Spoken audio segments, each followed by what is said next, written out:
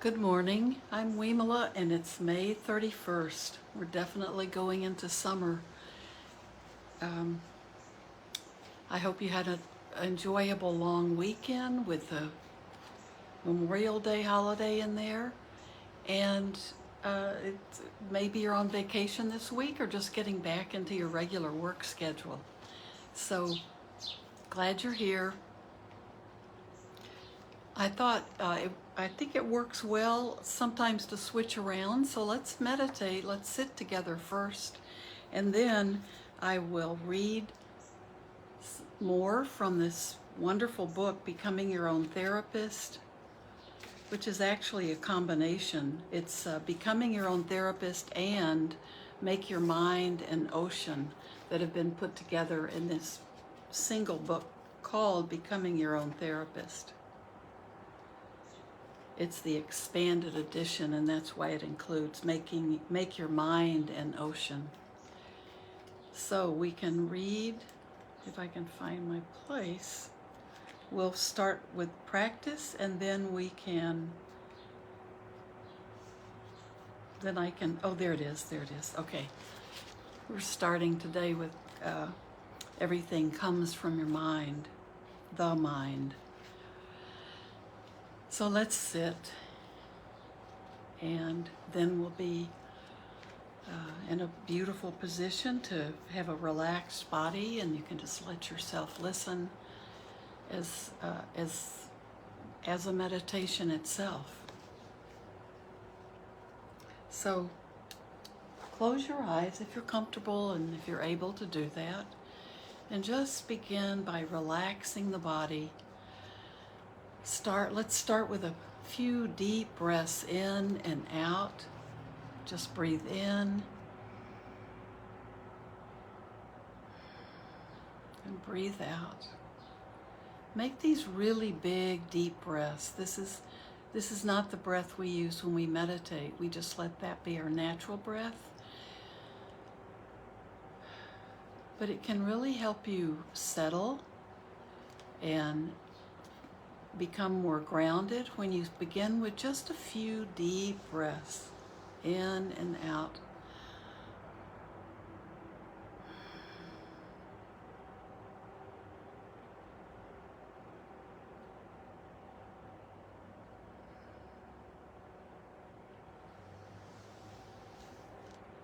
Allowing yourself just to be very centered. Everything's in here. Bring yourself just to the present moment.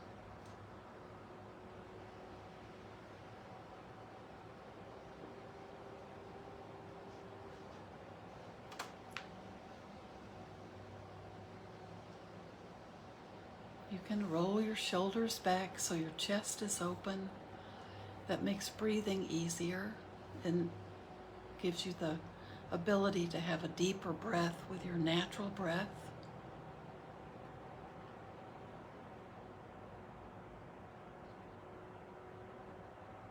And just be aware of the breath.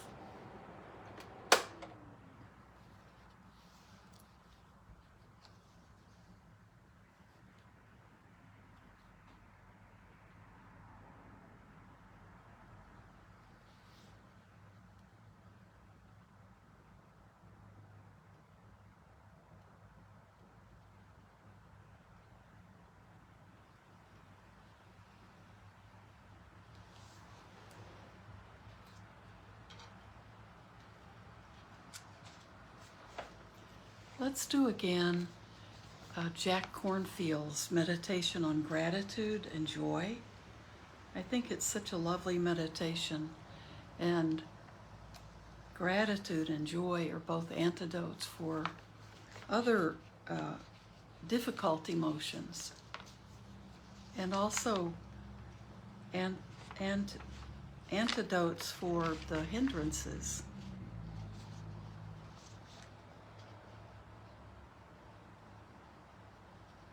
Allow your body to be relaxed and open, your breath natural, your heart easy.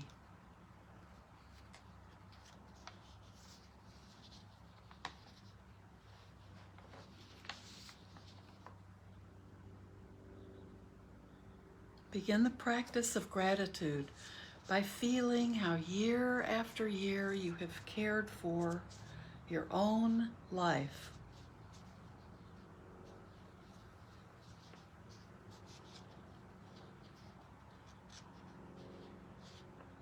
Year after year we have cared for our own life.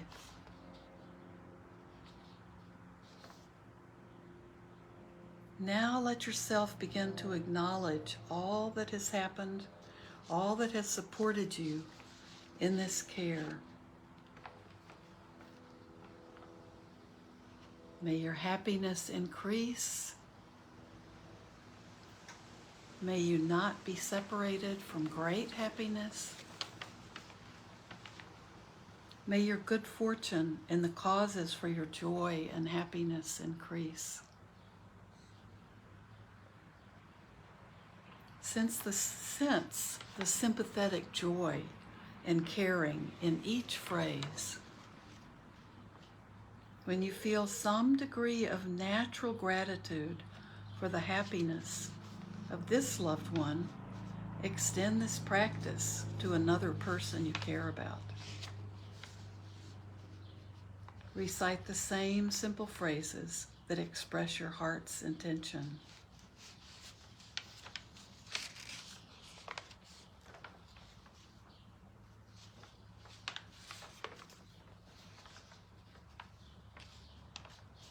With gratitude, I remember the people, animals, plants, insects, creatures of the sky and sea, air and water, fire and earth, all whose joyful exertion blesses my life every day. With gratitude, I remember the care and labor of 1,000 generations of elders and ancestors who came before me. I offer my gratitude for the safety and well-being I have been given.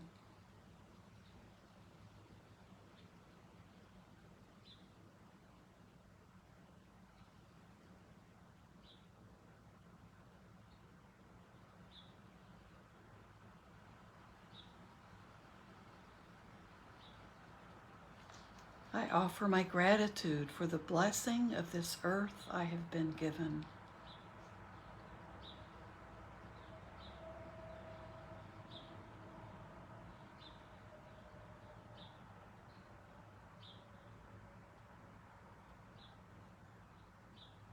I offer my gratitude for the measure of health I have been given.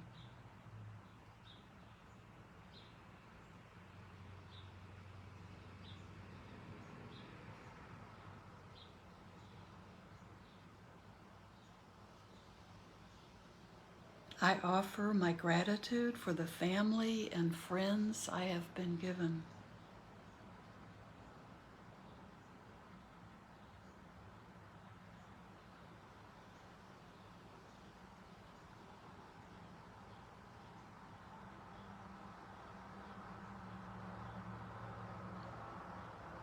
I offer my gratitude for the community I have been given.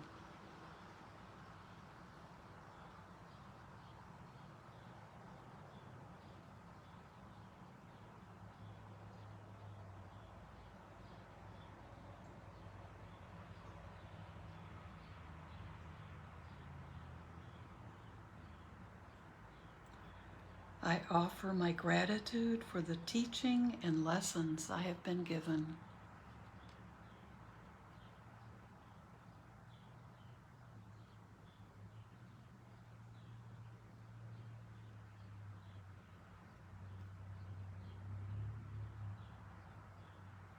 I offer my gratitude for the life I have been given.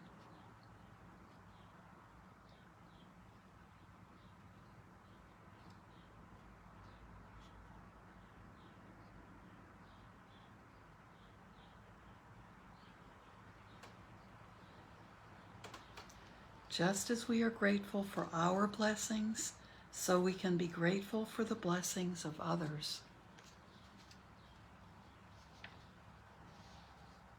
Now bring to mind an individual you care about, someone it's easy to rejoice for. Picture them and feel the natural joy you have for their well-being, for their happiness, for their success. With each breath, offer them your grateful, heartfelt wishes.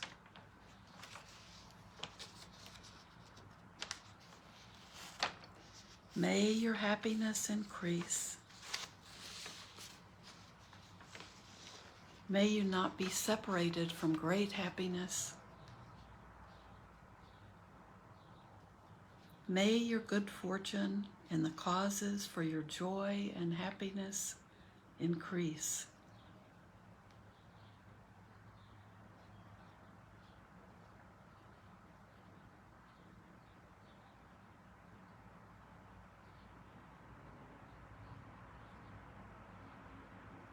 Sense the sympathetic joy and caring in each phrase.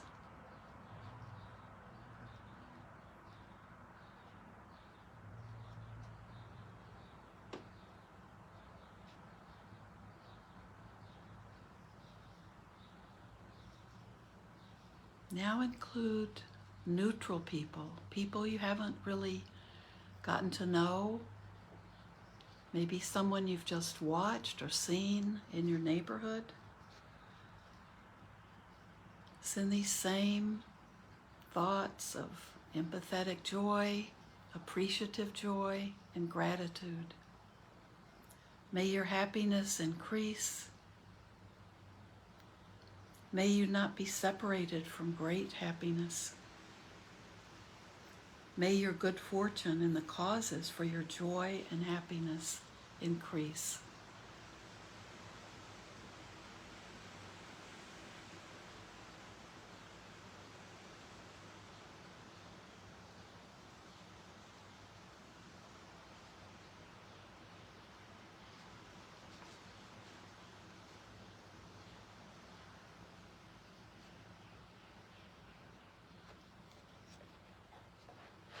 Now you can think about a difficult person in your life, a challenging person, someone you have issues with at the moment.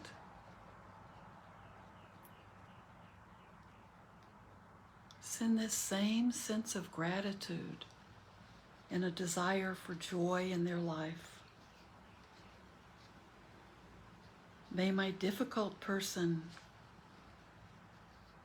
have increased happiness. May their happiness increase. May this person not be separated from great happiness.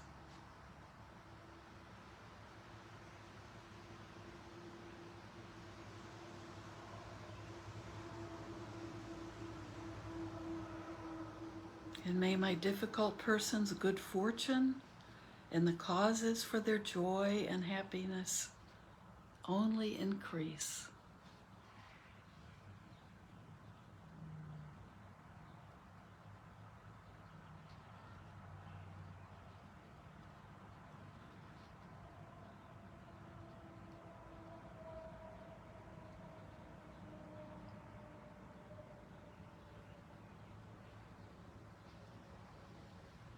Now we can send this same appreciative joy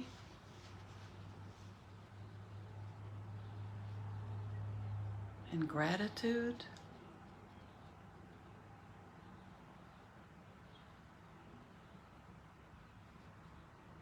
to all living beings throughout this universe, human beings and non-human beings. May your happiness increase.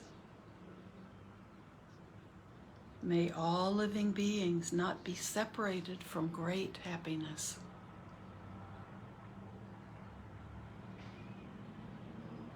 May all living beings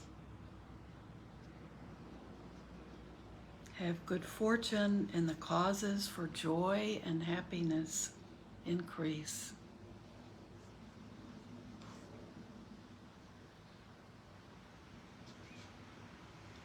and feel within that, feel within yourself that sympathetic joy and care, sending it out.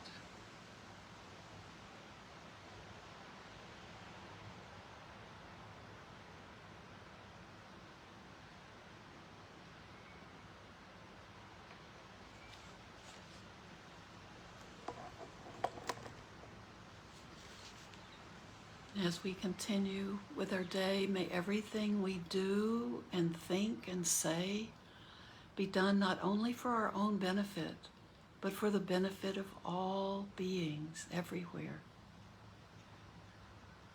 Thank you.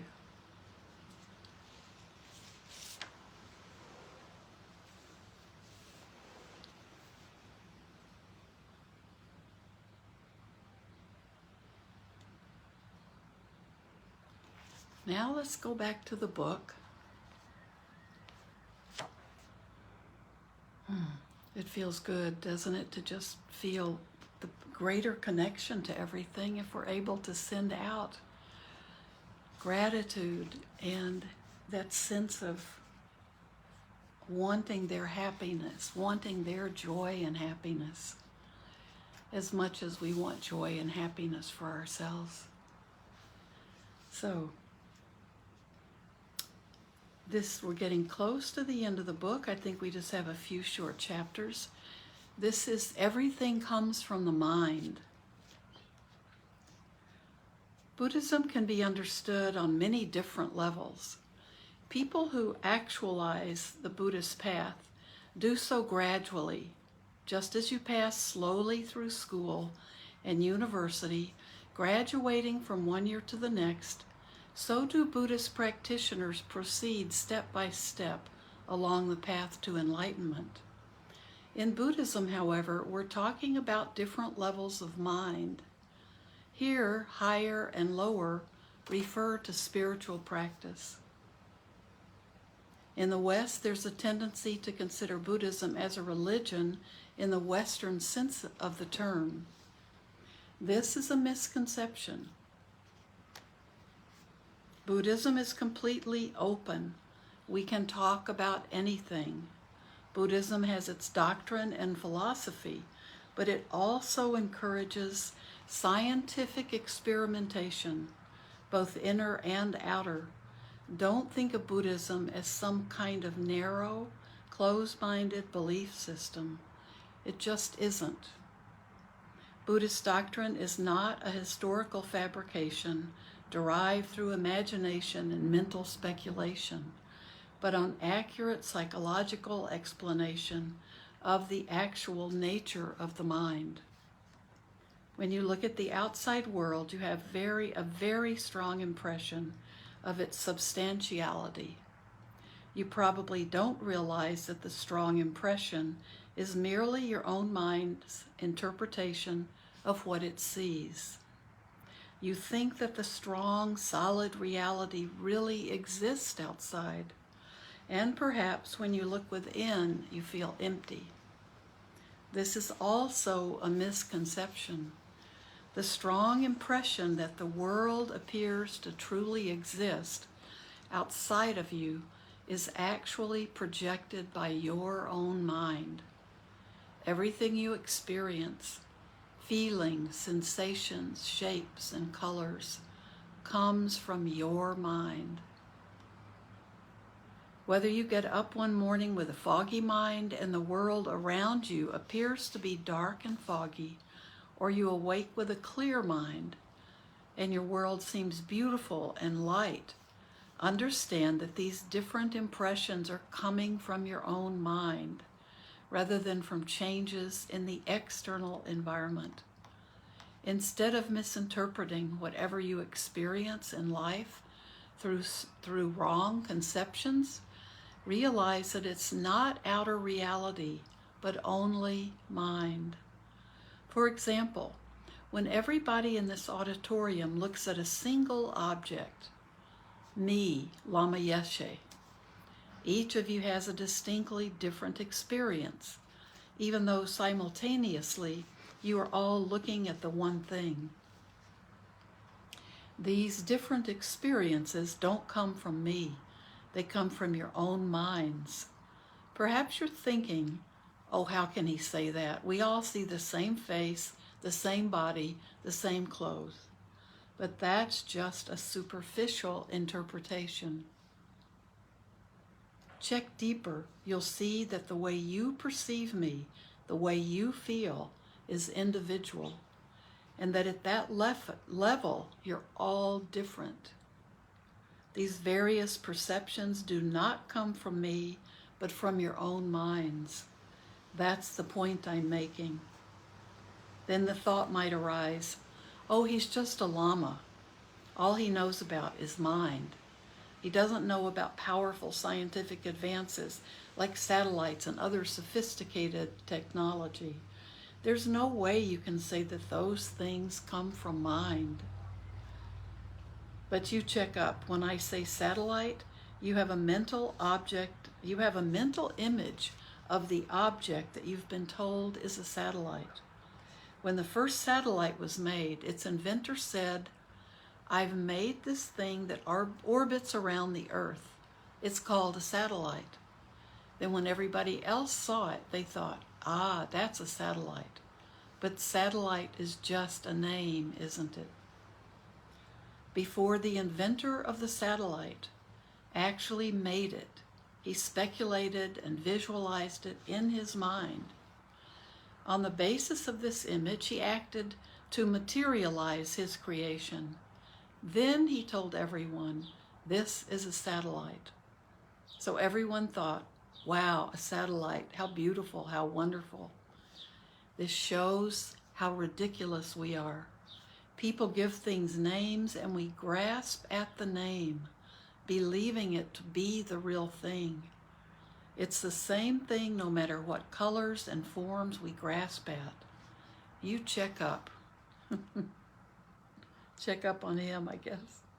If you can understand what I'm explaining here, you'll see that indeed satellites and so forth do come from the mind, and that without mind there is not a single manifest material existence in the entire sense world.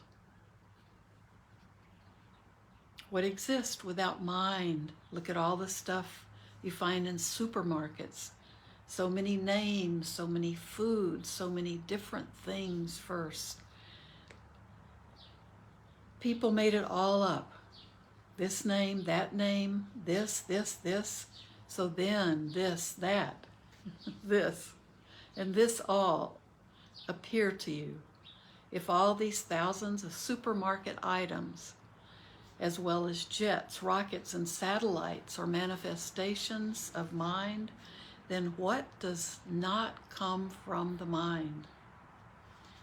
If you checked into how your mind expresses itself, your various views and feelings, your imagination, you will realize that all your emotions, the way you live your life, the way you relate to others, all come from your own mind. If you don't understand how your mind works, you're going to continue having negative experiences like anger and depression. Why do I call a depressed mind negative? Because a depressed mind doesn't understand how it works. A mind without understanding is negative. A negative mind brings you down because all its reactions are polluted. A mind with understanding functions clearly. A clear mind is a positive mind. Any emotional problem you experience arises because of the way your mind functions. Your basic problem lies in the way you misidentify yourself.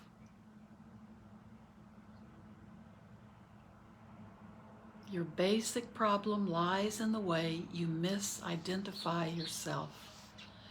Do you normally hold yourself in low esteem? See yourself as a poor quality human being, while what you really want is for your life to be of the highest quality, to be perfect.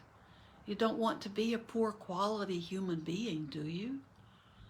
To correct your view and become a better person, you don't need to squeeze yourself or to jump from your own culture into another. See how our time is doing. We have a few minutes. All you need to do is understand your true nature the way you already are. That's all. It's so simple. What I'm talking about here is not Tibetan culture, some Eastern trip. I'm talking about your trip. Actually, it doesn't matter whose trip I'm talking about. We're all basically the same. How are we different? We all have mind. We all perceive things through our senses. We are all equal in wanting to enjoy the sense world, and equally we all grasp at the sense world, knowing neither the reality of our inner world nor that of the outer one. There's no difference whether we have long hair or short, whether we're black, white, or red. No matter what clothes we wear, we're all the same. Why? Because the human mind is like an ocean, and we're very similar to each other in the way we've evolved on this earth. Superficial observation of the sense world might lead you to believe that people's problems are different. But if you check more deeply, you will see that fundamentally they are the same. What makes people's problems appear to be unique is their different interpretation of their experiences. This way of checking reality is not necessarily a spiritual exercise. You neither have to believe nor deny that you have a mind. All you have to do is observe how it functions and how you act, and not obsess too much about the world around you. Lord Buddha never put much emphasis on belief. Instead, he exhorted us to investigate and try to understand the reality of our own being. He never stressed that we had to know what he was, what a Buddha is. All he wanted was for us to understand our own nature. Isn't that so simple? We don't have to believe in anything. Simply by making the right effort, we understand things through our own experience and gradually develop all realizations. We have to stop there. Our time is up. We're right in the middle of page 103 in the book. And remember, you can get this as a PDF. So, very good. This is a very good chapter. And we are getting close to the end, but I want to really relish all of the rest of this book and not read through it too quickly. So thank you, everyone. Thank you for being part of my practice and for being here. And what is today? Tuesday. I will see you Thursday. And have a beautiful day. And do something that gives you great pleasure today, especially if it includes another person. All right, thank you. See you Thursday. Oh, thank you, Eva, for putting up the PDF again. Bye-bye.